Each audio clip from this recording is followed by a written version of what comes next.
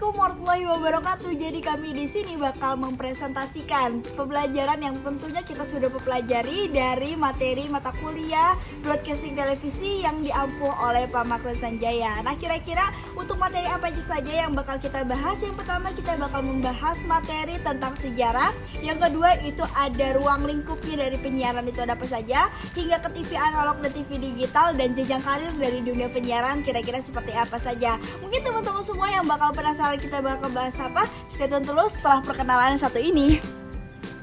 Halo, aku Sulza Ramania. Aku akan menjelaskan tentang jenjang karir broadcaster. Halo, aku Kak Widya, aku yang akan menjelaskan tentang ruang lingkup penyiaran. Halo, saya Iqdam Maulana Bantani yang akan menjelaskan sejarah media penyiaran di Indonesia. Halo, aku Jupa Salma yang bakal menjelaskan tentang TV analog dan TV digital.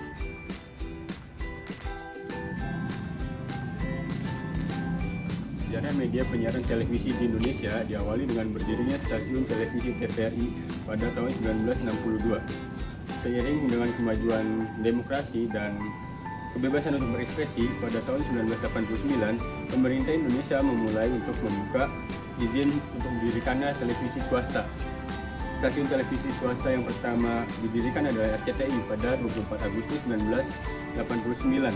Setelah RCTI, mulai bermunculan stasiun televisi swasta lainnya, seperti SCTV pada tahun 1990, TPI pada tahun 1991, dan Antv dan Indosiar pada tahun 1994. Akan tetapi, siaran televisi RCTI dan SCTV baru dimunculkan pada tahun 1993.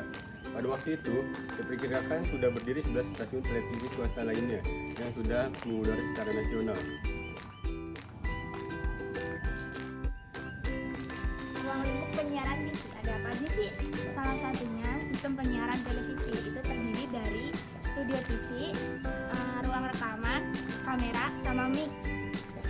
Bentar dulu. Lalu untuk pengertian broadcasting itu sendiri apa sih?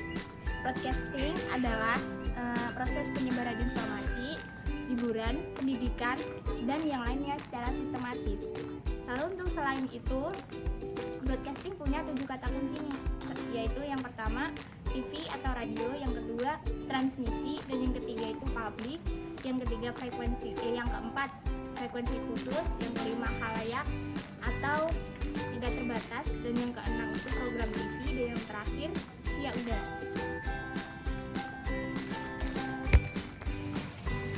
Nah, halo teman-teman semuanya, sekarang kita bakal mempelajari nih apa pembeda dari TV analog dan TV digital. Mungkin teman-teman semua sekarang udah mengetahui ya, karena beberapa pekan lalu sudah digandrungi juga dan sudah diresmikan secara menurut KPI sendiri kalau misalnya TV analog sekarang sudah tidak lagi digunakan.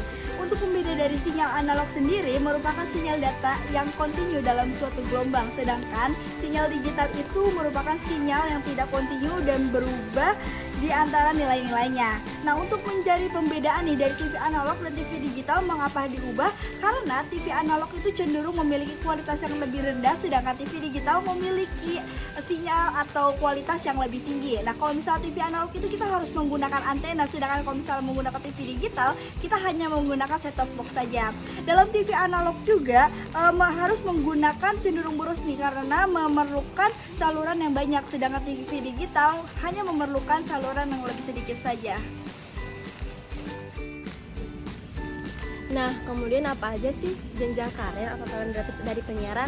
Kalau misalkan di TV, jenjang karir itu ada 3 bagian. Pertama di news. Kalau di news itu ada reporter, ada produser, kemudian ada eksekutif produser, kemudian editor, dan juga ada entertainer.